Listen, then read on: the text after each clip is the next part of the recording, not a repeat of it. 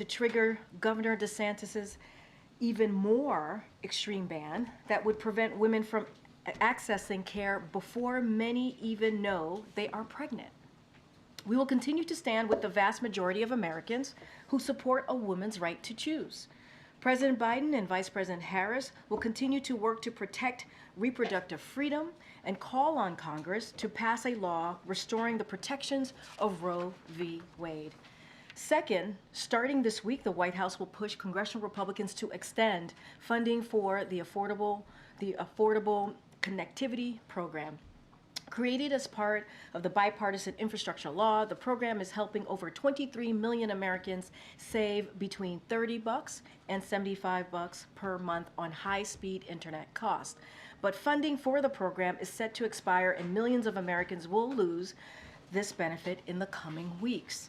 6 months ago, President Biden sent a request to Congress for $6 billion in supplemental funding to extend the program, but Republicans in Congress have failed to act.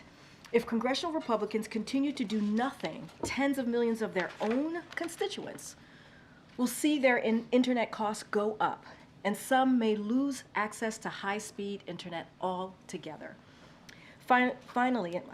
Additionally, under the President's Unity Agenda, we are prioritizing effort to counter the trafficking of illicit drugs to save lives. We are leading initiatives to step up counter-narcotics cooperation, including with Mexico and the PRC, and launch the Global Coalition to Address Synthetic Drug Threats, which brings together more than 150 countries against cartels and illicit finance. Working with our Mexican partners, we have charged leaders of the Sinaloa cartel, and yesterday we charged 41 individuals connected to the Jalisco New Generation cartel. To date, we have sanctioned over 290 individuals and entities involved in the global illicit drug trade.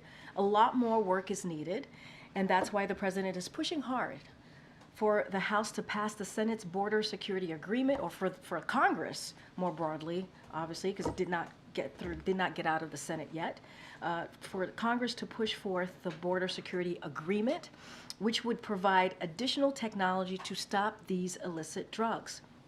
Now, it's important to acknowledge when a mistake has been made and take responsibility for it. So I want to recognize the Daily Caller for having the integrity to retract their story about the false claims that circulated this week about the Easter egg roll. Now, I'm quoting from their retraction here.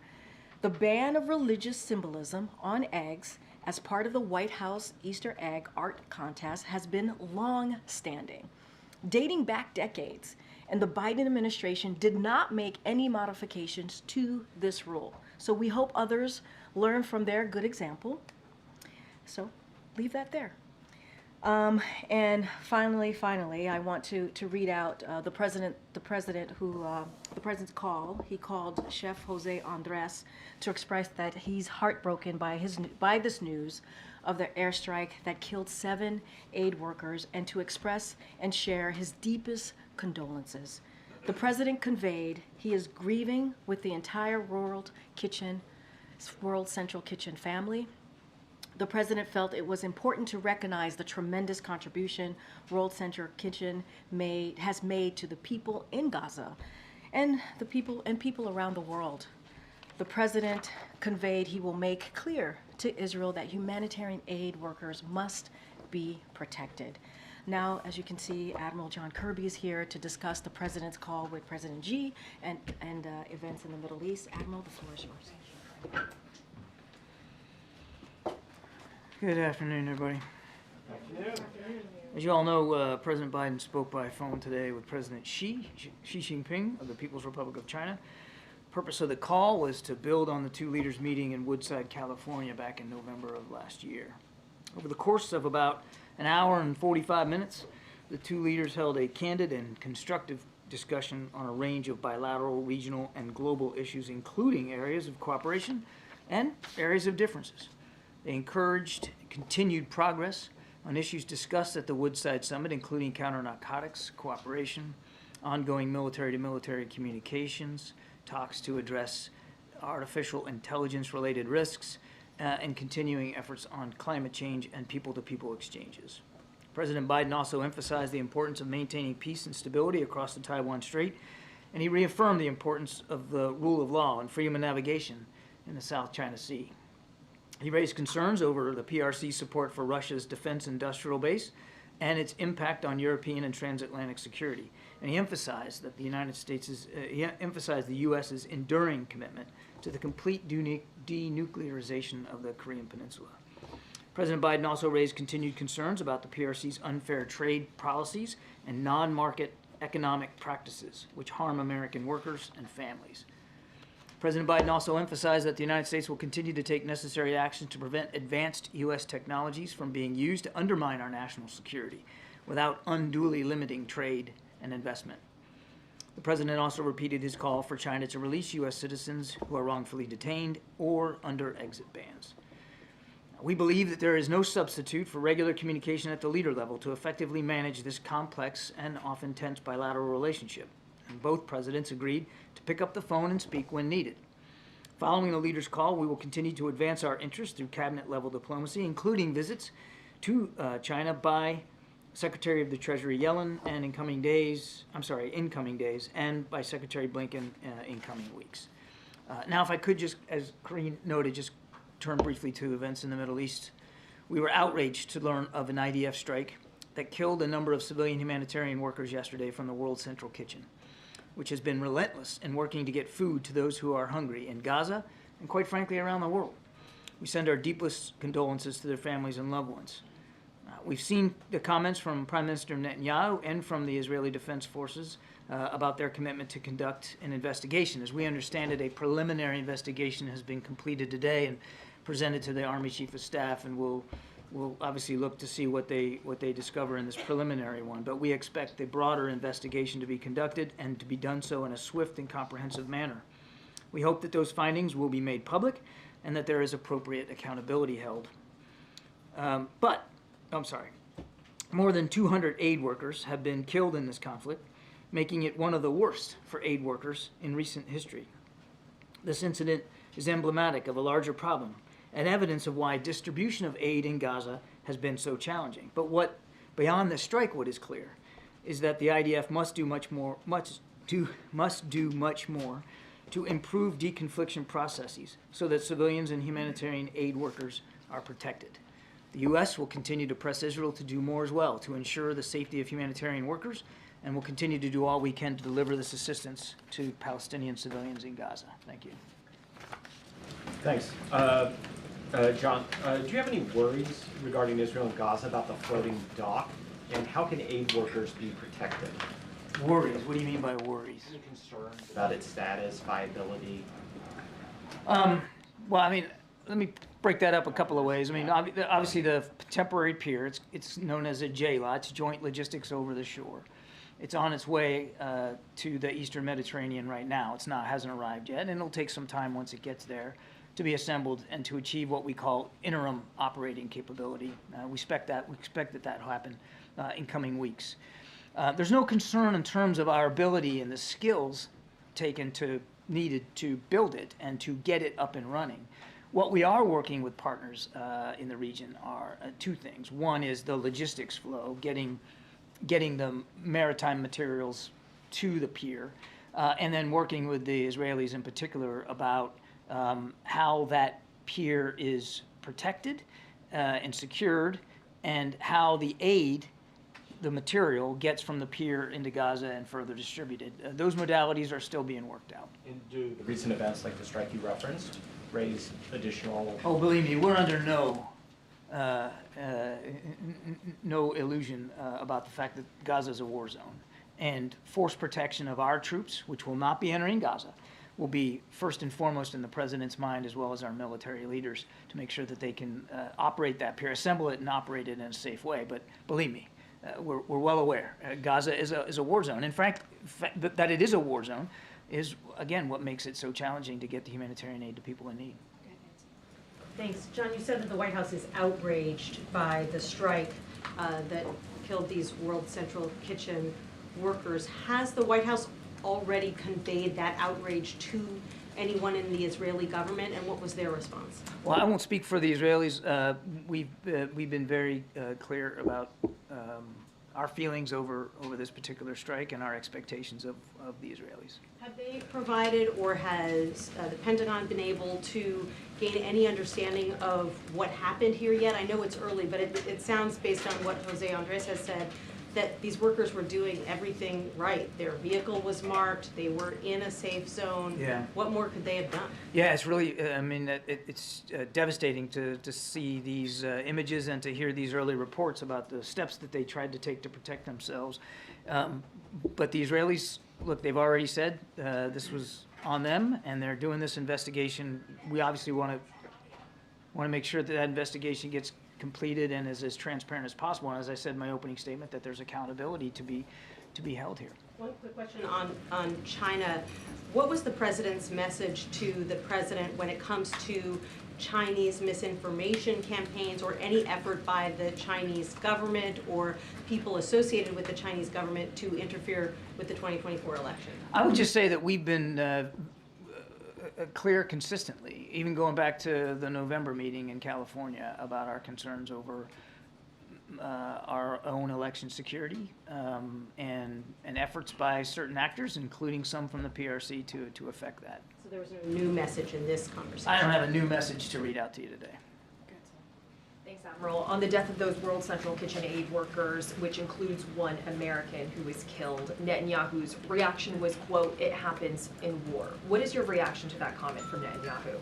I don't think it'd be useful for me to get into a tit-for-tat here with the Prime Minister of Israel from the podium. We've been very clear about our expectations for this investigation. We noted that the Prime Minister said himself there will be an investigation. So has his military said that. We look forward to that investigation being thorough and swiftly done. And as I said, that it'll be transparent, the results of it, and that if there's accountability that needs to be had, that it will be had. But how can you take Netanyahu at his word? As Nancy was saying, this was a deconflicted zone. They had marked their car. They had even coordinated their movements with the IDF. Yeah, and as I said in my opening statement, obviously, setting aside this incident, because this isn't the first one, there are issues of deconfliction that clearly need to be fleshed out and improved. So how can the U.S. continue to send aid to Israel without any conditions? Yes, they have a right to... We're not sending aid to Israel. We're sending aid into Gaza, and that's... Weapons. How can the U.S. continue to send military aid military to assistance. Israel without any conditions? Is there no red line that can be crossed? We've had this discussion, you and me, quite a bit from up here. They're still under a viable threat of Hamas. We're still going to make sure that they can defend themselves, and that 7th of October doesn't happen again. That doesn't mean that it's a free pass, that we look the other way when something like this happens, or that we aren't and haven't since the beginning of the conflict urged the Israelis to be more precise, to be more careful, and quite frankly to increase the amount of humanitarian assistance that gets in. I haven't been asked about it yet, but I expected I would be. There was a discussion just yesterday with our Israeli counterparts about Rafah. Now, this one was done virtually. We expect it'll be an in-person meeting here in a week's time or so. But the whole reason to have that meeting was to talk about our concerns over a major ground operation in Rafah and to present viable alternatives for them to be more precise and more targeted. So the idea that we're some plastic graveyard here and we're not paying attention to the civilian casualties or the civilian suffering is just not true. Right, but these are verbal urgings, verbal commitments. There's no other incentive besides the urgings. I know and you want us discussions, to right? you want us to hang some sort of condition over their neck, and what I'm telling you is that we continue to work with the Israelis to make sure that they are as precise as they can be, and that more aid's getting in, and we're going to continue to take that approach. John, I just wanted to follow up. Do you guys have confirmation of the nationalities of the victims who were killed in the strike, and that one was a U.S. Canadian national? I can confirm that one was a dual national American citizen, but I couldn't speak with authority about the nationalities of all of those. And as I understand it, I mean, there could be additional casualties coming in terms of the count. I just don't know. Do you know if there's been any outreach to the family of that dual national citizen from the White House? The State Department has done some initial outreach, and I would fully expect you'll see outreach from us at the appropriate time. Thanks, Karine. Thanks, Admiral. Does the White House accept Prime Minister Netanyahu's explanation that this incident was unintentional, as he put it? I think the investigation will bear that out. Sir, do you think that given these circumstances, is there a role for some kind of a protective force for aid workers, given the threat of widespread famine and concerns about you've already discussed the J-lock coming in and so forth. Is there a role that could be considered to try to protect aid workers with a neutral party security force? That protective force ought to be the IDF, Kelly. As we've said, I mean, as they conduct operations in a urban, highly populated environment, they have a concomitant obligation to take care of the civilians that are living there, and the civilians, quite frankly, that are being moved about by the combat operations that are being conducted in a very confined space. They have that obligation. Are you concerned that aid will be cut off for some period of time now because Jose Andres has said they're suspending operations for a period? The World Food Program is having difficulties. It seems like this incident is exacerbating the crisis. It certainly isn't helping. There's no question about that. And we obviously respect Chef Andres' decision not to continue operations, at least for a time. Certainly we respect that. And others may make that decision, as you talked about the World Food Program. We're not seeing a wholesale declination here of humanitarian assistance in there. But obviously, yes, that's a concern. The more violent it gets for humanitarian aid workers, and as I said, this is one of the worst in recent history, the less likely it is that they're going to be willing to take those risks, which means it's more likely that the people of Gaza are going to just suffer all the more. So yes, it's a concern. Thank you, Karine.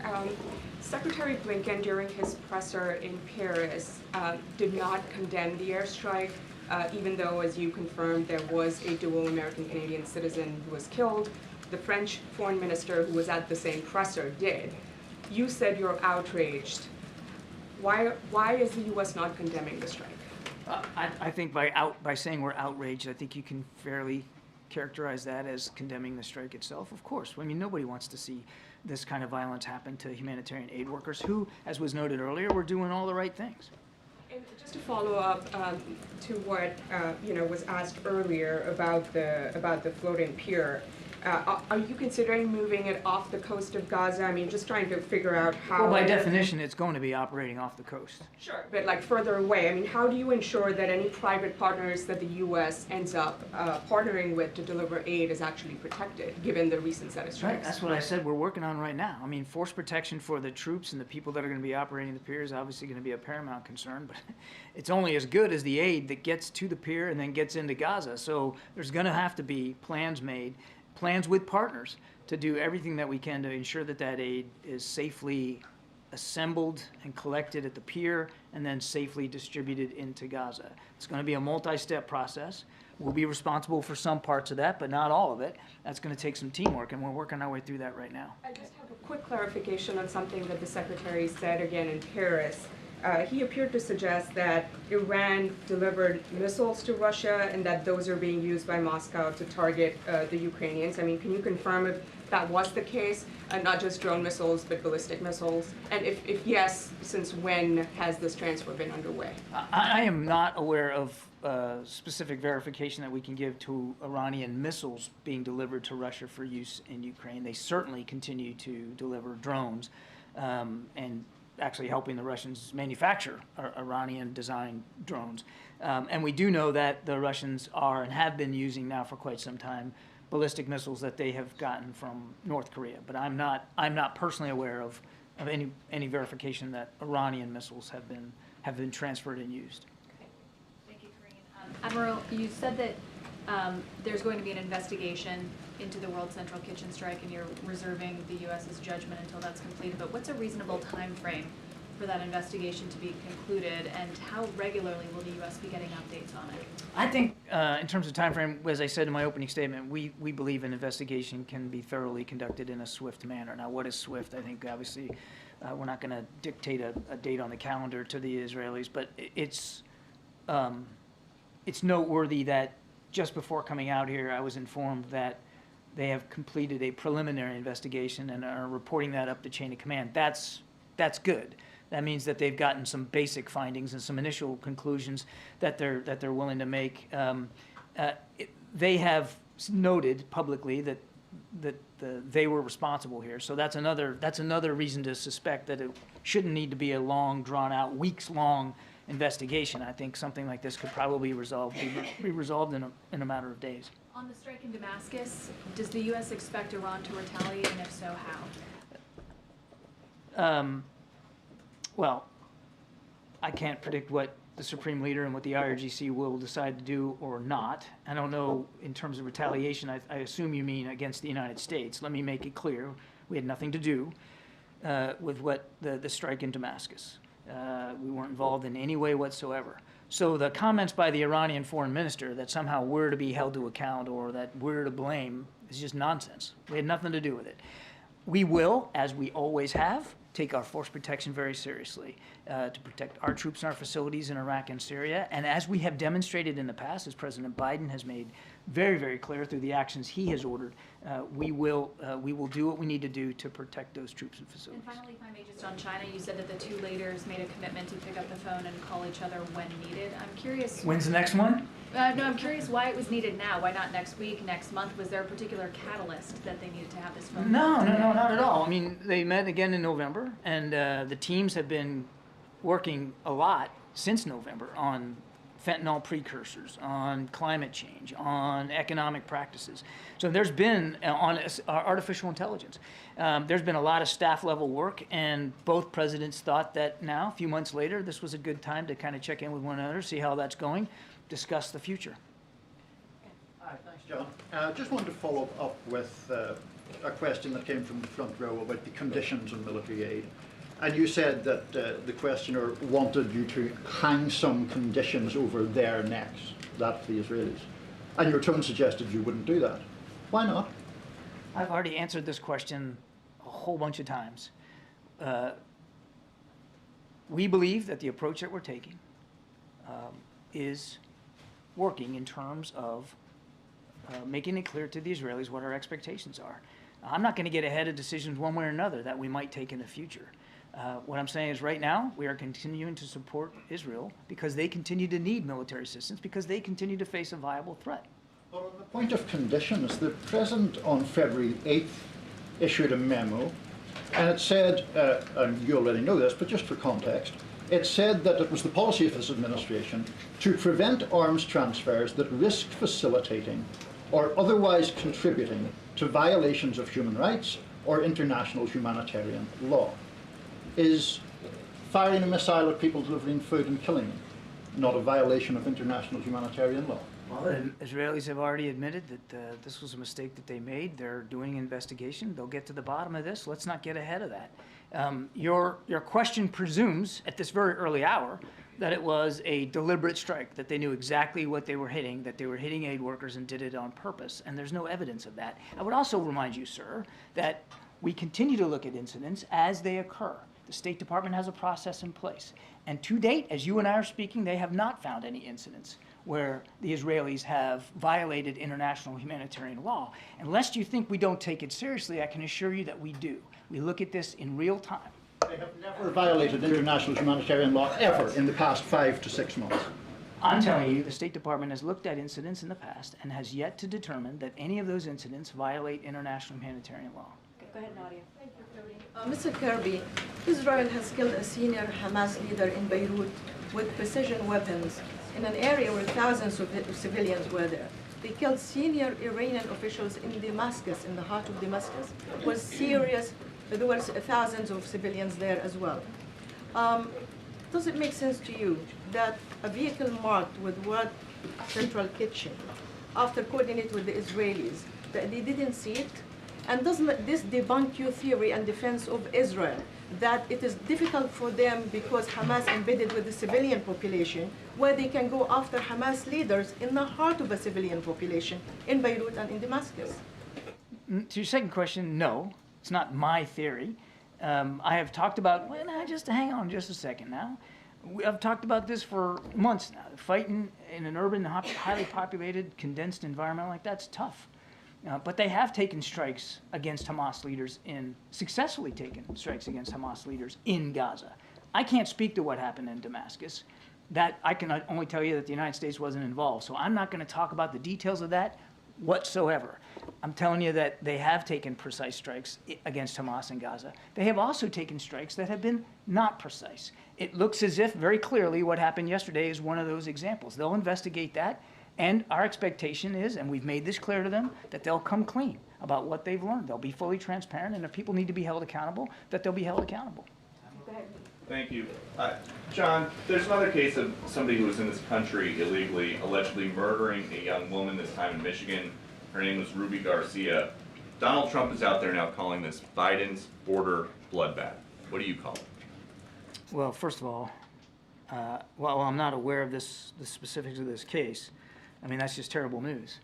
And our thoughts and prayers obviously go to the family of Ms. Garcia. I mean, that's the kind of news no family ever wants to get, ever.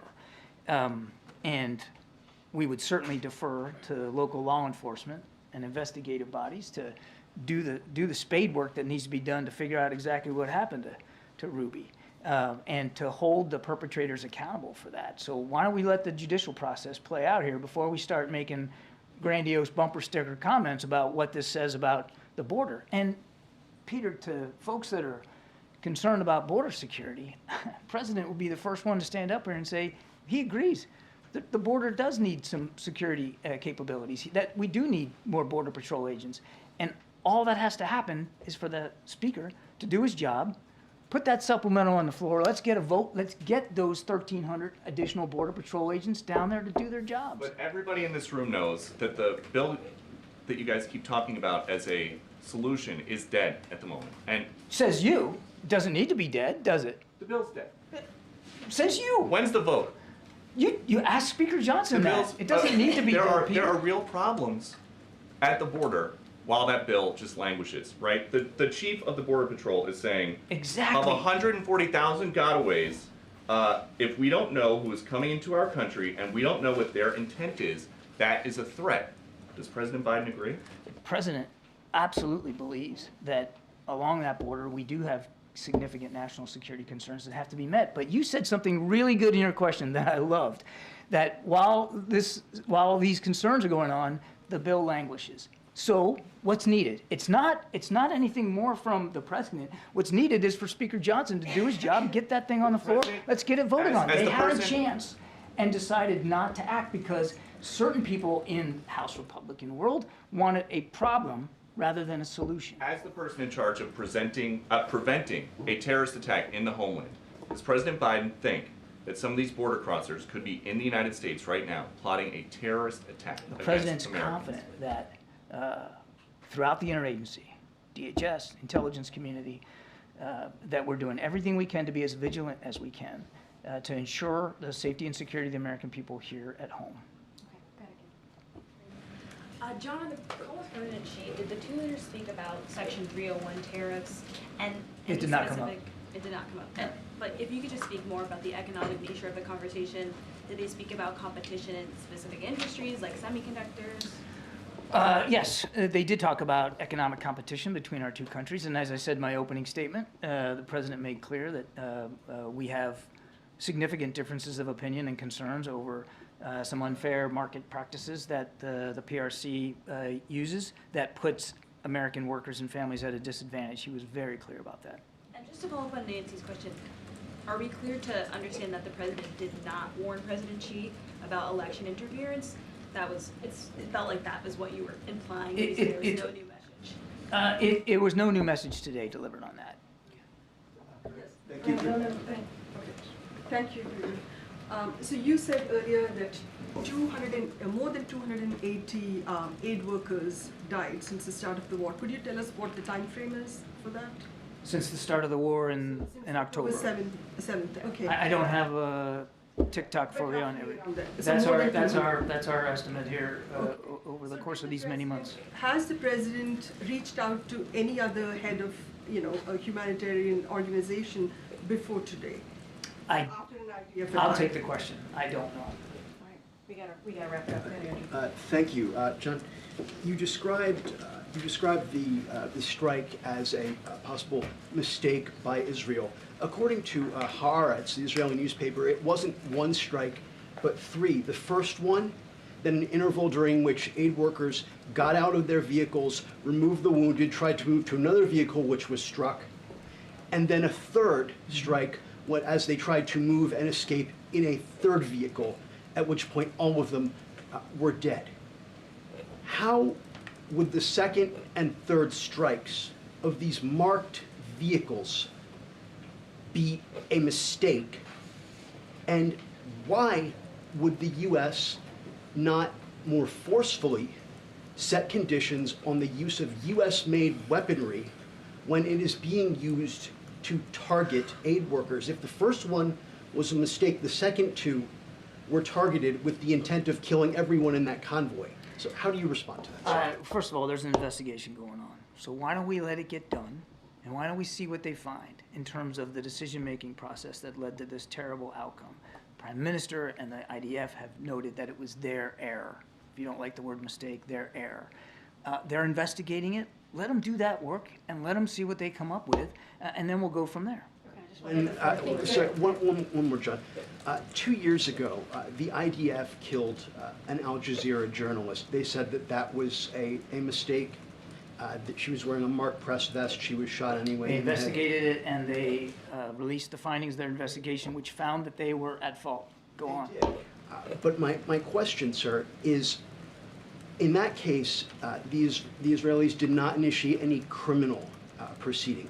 In this case, if it's found that the marked convoy was deliberately targeted, if not with the first shot, but the second two shots, would the U.S. support criminal penalties? As I said, we would expect that should there be a need for accountability, that accountability be properly put in place for whoever may be responsible for this. But again, a lot of that's going to depend on the investigation.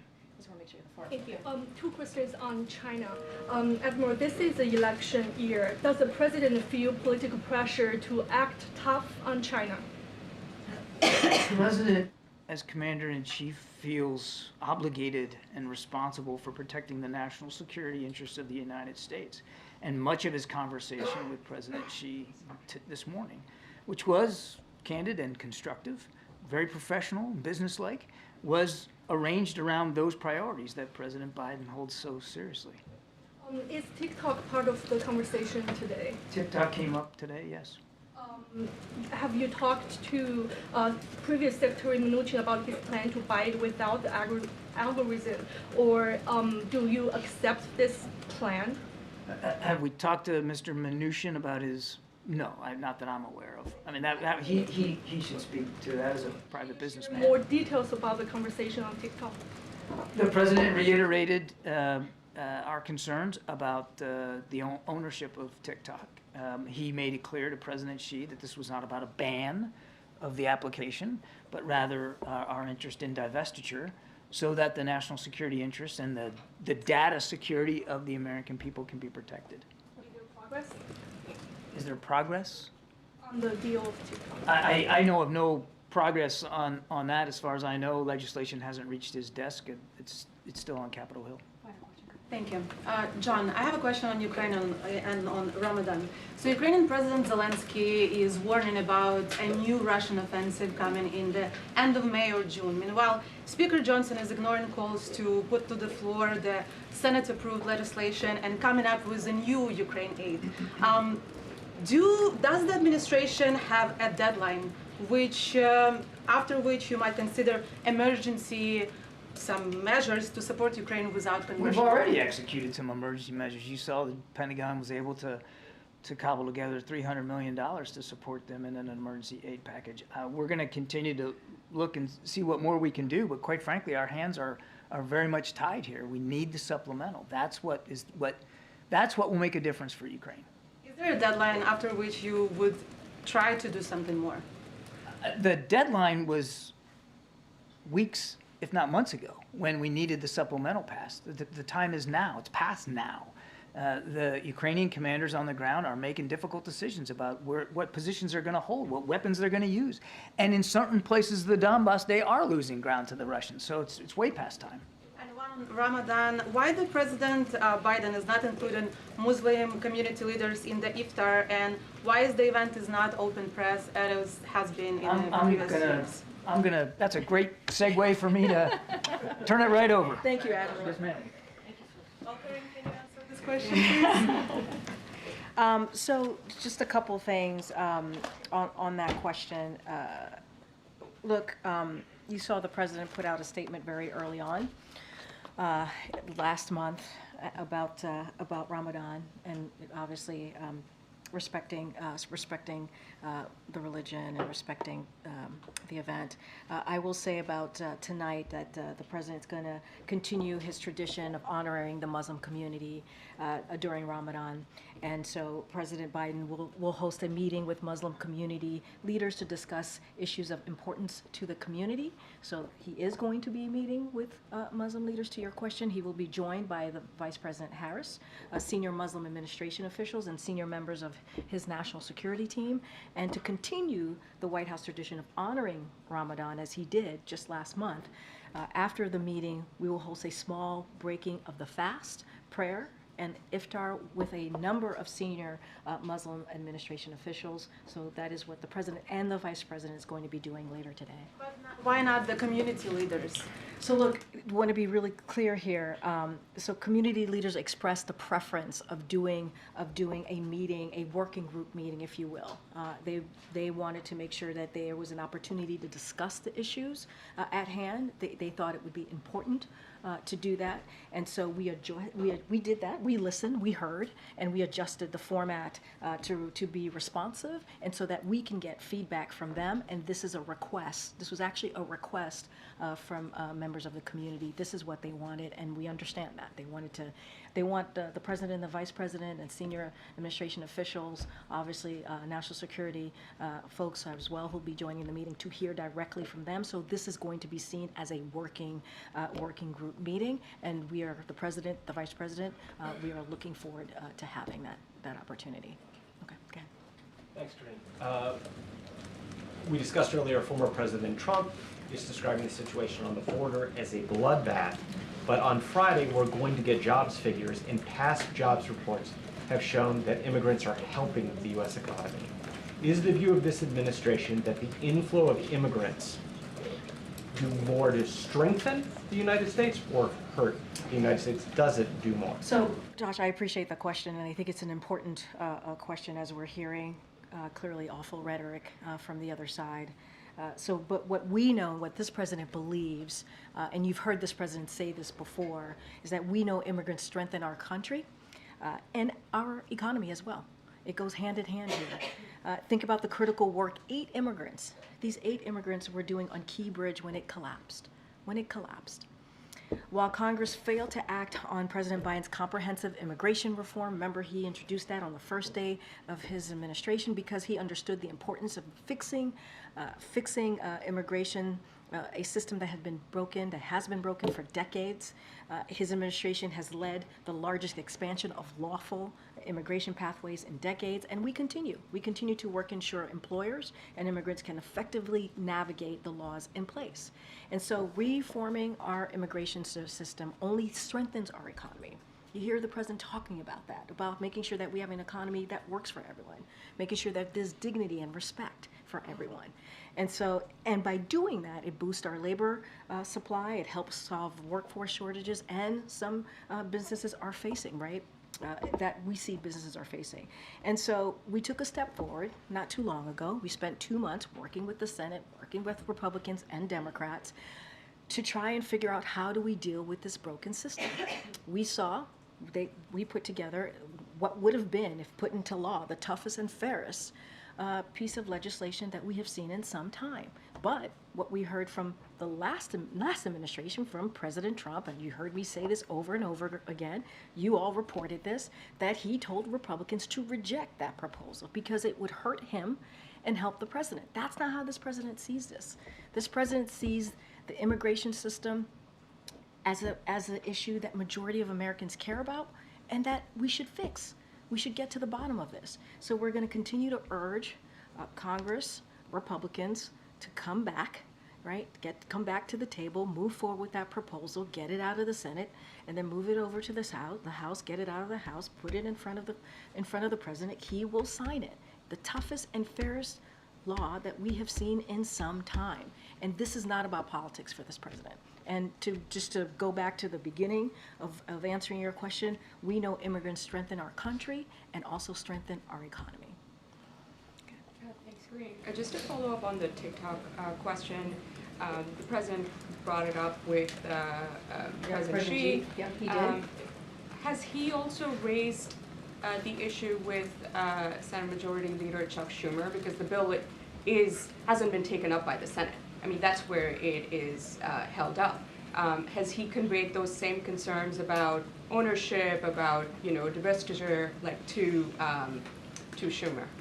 So look, we are in regular communication, this administration is, with leaders of Congress, including Senator Schumer, Leader Schumer, and others. And so I don't have a specific readout to give you about the president's conversation on this particular issue. As my colleague, as the Admiral said, the TikTok did come up and was raised on the call with President Xi. I think that's important. The president has always been very clear about his concerns, and he's been very public about that. There is a real threat posed by certain technology services, and so operating in the United States that put at risk Americans' personal information and broader national security. He's been very clear about that, including the manipulation. So he's been public about it. He brought it up with President Xi. This is an issue, certainly, that we will continue to have that discussion. I just don't have anything specific to read out to you with any conversations with members of Congress on the presidential. Does he want the Senate Majority Leader to bring the bill to the floor? We have said we support that bill. We welcome that bill. We do not see it as a ban, right? We see it as a divestment. We've been very clear about that as well, and we welcome that bill. So we want it to go through the process. We've been offering technical support, as you've heard us speak to before. You've heard the National Security Advisor speak to this very recently, the last time he was at the podium. You've heard me say that. And so we're going to continue to provide technical support. We're going to continue to have conversations with members of Congress. Don't have anything else to share behind that. Okay. So during the call, did President talk to President Xi about supplying components to Russia to enhance their defense industrial base? So look, we've always been very clear, and the president did raise that we are deeply concerned, obviously, about the PRC's support for Russia's war against Ukraine and its efforts to help Russia reconstitute its defense industrial base. That came up. I'm not going to go beyond that, but that did come up on the call.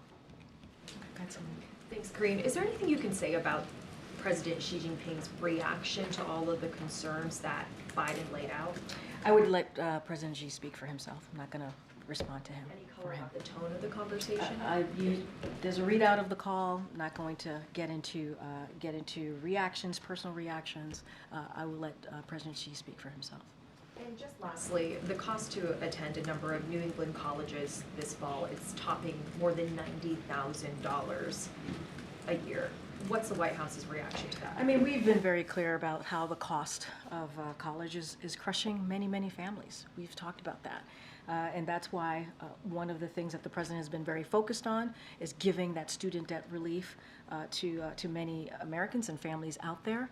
While we tried to put something forward, Republicans blocked it, and the president continued to find ways to move forward in trying to find really comprehensive measures to make sure that we're giving relief to Americans so that they can, start a family, so that they can buy a home. And so we've done that. You've seen us announce a bunch of actions which the president is proud of and is going to continue to find ways to give that relief. The Department of Education has talked about the cost of college and has certainly worked with students in figuring out ways for them to afford going to school. It's important. If someone wants to be able to go to college, they should be able to do that, and they should be able to afford to make that decision. Their family should be able to make that decision and not go into debt. And so the president has been very, very clear about that. He's talked about his own experience, and so look, we're going to continue to find ways to make sure that Americans get a little bit of breathing room, get a little bit of opportunity to move their lives forward, to reach their dreams the way that they choose. And so, yeah, we're aware of how costly college can be. Okay, Karen. The owner of the ship involved in the Key Bridge collapse has denied responsibility for the accident, and they filed a federal lawsuit trying to limit the amount of damages that they would have to pay. What is the White House's reaction to that lawsuit, and is there going to be an effort to force them to pay more damages? So look, I don't want to get ahead. As you know, there's an investigation currently happening. The Department of Transportation is leading, so want to be really mindful, not get ahead of that, and not going to talk to an active lawsuit, as you just announced from the ship owner.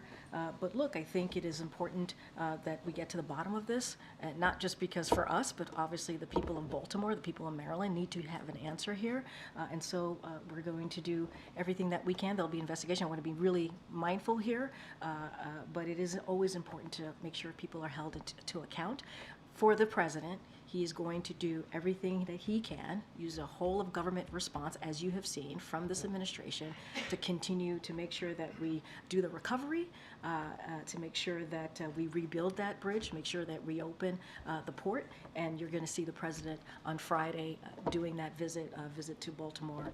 We'll have more details on that, but just want to be really, really mindful. There's investigation going on. Don't want to get ahead of that. Will he have any conversations with congressional leaders ahead of his trip to Baltimore to talk about getting funding rolling, knowing he will likely hear from local and state leaders about that? No, it's a good question. Look, we have said that we will, the federal government will fully fund the rebuilding that bridge. That's a commitment that the president's going to stand by. Obviously, there potentially could be an opportunity, or will be an opportunity for Congress to get involved, and we'll have those discussions. We are having those conversations with congressional members. I can't speak to what the president has on his calendar as far as speaking to congressional members about this particular issue ahead of Friday, but I can assure you it is a conversation that members of his team are continuing to have and will continue to have as we move forward in making sure the people of Baltimore, the community gets back on their feet as it relates to getting this bridge back, opening up the port. It is critical, it is important, and we want to make sure we get that done. Okay, Kelly. In the way you described the celebration with the vice president and Muslim leaders and so forth, smaller scale working group, isn't that on its face really an acknowledgement that there is a great tension between the president and the Muslim community, and that you can't do it publicly because you would be concerned about protests? So look, I mean, the community leaders expressed their preference here. They said this is what they wanted to see. They wanted to make sure, they wanted to have a working group meeting. That is something that they asked for. It is, and we listened, we heard them. As you know, senior officials have been, senior White House officials have been traveling the country, having really important conversations with members of that community, the Muslim community, the Arab community, the Palestinian community, because we understand how painful this moment is for them, and we want to hear directly from them. This is a request from them. They wanted to have a private working meeting. They wanted this meeting to be held private, so we're respecting that. We're respecting the fact that they want privacy. It is not the first time that they've requested a situation where it is private, and so this is what we heard during our outreach, and we're going to respect that. And this is what we're doing today. It doesn't take away. It doesn't take away how we're going to continue to honor a tradition of the Muslim community as we speak about Ramadan, during Ramadan. This is something that we're going to respect and continue to do so. But in this particular instant, they wanted a working group meeting. They wanted it to be private, and we're going to respect that. Okay. Thanks, Karine. Going back to the bloodbath question, the former president used that terminology a week or two ago, but he's talking about it again today. What's the White House reaction to the use of that term, bloodbath? I'm going to be really mindful here because it is president. Obviously the former president is also a candidate here, so want to follow the law with the Hatch Act. But we have to denounce. Our response is we have to denounce any violent rhetoric that we hear, certainly from our leaders, right, that tears our country apart. It could tear our country apart and puts our fellow Americans in harm's way, in danger. So we have to denounce that. And look, you know, I think and we think that the American people wants to see the country coming together. That's what they want. They want to make sure that we respect our democracy. They want to make sure that we respect the rule of law. That's what they want. And so that is what the president's going to continue to fight for. We're going to, any type of violent rhetoric, we're going to denounce that. It doesn't matter who it comes from. We're going to denounce it. Does the White House believe that there is a bloodbath taking place or a wave of migrant crime? Look, we've been very clear about, I just laid out to Josh when it comes to immigrants, how important they are to the fabric of this country, how important they are to the strength of this country, to our economy. And that continues to be true, right? That's something that this president believes. And we've always called out if there is any form of violence that can be caused by one person, right, that we may have seen, we call that out as well. And that is always important to do. But in this instance, it is used to, in the way that this violent rhetoric is being used, it is being used to tear our country apart.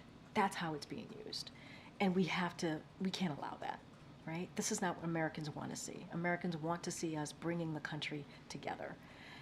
And so that form of rhetoric, it's not helpful to us. So we're going to continue to call that out, and we're going to be very, very clear about that. But it's, you know, if a violent act happens, as we have seen, and someone is killed, we want to make sure that you know, we're going to condemn that and want to make sure that the law comes into place and we let the law enforcement on the ground deal with that.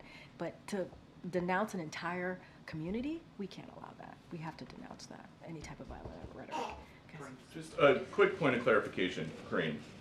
So when Donald Trump is talking about a bloodbath, it is violent rhetoric. What was it when Joe Biden said in 2020, what we can't let happen is let this primary become a negative bloodbath? So I'm going to be really mindful and careful about Donald Trump, but if you read, because he is a candidate, we're talking about the 2024 election, you should read what he said in its context. So you got to read what he said in context. Bloodbath is an ugly word. When Trump uses it, what is it when Biden uses it? No. Let's be very clear. You got to actually ask me the question in context of what it was said, right? And what it was said when he said that, right? In his remarks, in his speech, right? And so that's being disingenuous in your question. I'm reading a direct quote from Joe Biden. What we can't let happen is let this primary become a negative bloodbath. He was talking about a group of people. A group of people. That's what he's talking about. What the president was talking about during the primary was not to allow it to be the words and the primary and that election to become negative. Two different things. They're not the same. They're not the same. And your question is disingenuous.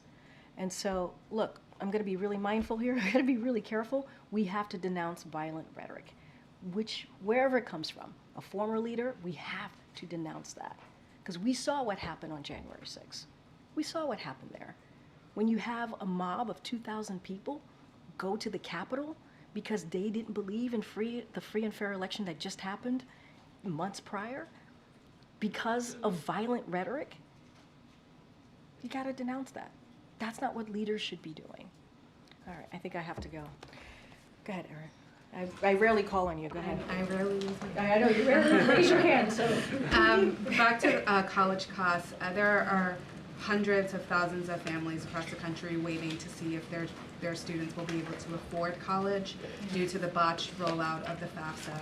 And just this week, I mean, almost every day, the U.S. Department of Education is announcing another setback. Yeah. It's April, and you know, I'm wondering what the White House is doing, what the oversight looks like, and what accountability will look like for these families, particularly the ones who rely on financial aid to go to college. It's a really good question, and I just want to say that the administration is committed to ensuring that students have access to the maximum financial aid possible. So like with most major changes, implementing this new system has brought certain challenges. And we've been very honest about that, and we've been very clear about that. Yes, we have had some challenges here. But we don't want to forget over 6 million records have been processed, and that's important, and delivered to schools. And the department has an all-hands-on-deck team to address issues quickly and get information out to schools and families. Our top priority is, again, to ensure that students can access maximum financial aid possible. We understand how important it is to get this aid, and so we want to make sure that we get that done. There's an all-hands-on-deck scenario. And yes, we have had some challenges, and we acknowledge that, and we're doing everything that we can to fix that. Thanks, everybody. I'll see you tomorrow. Thanks, Karine.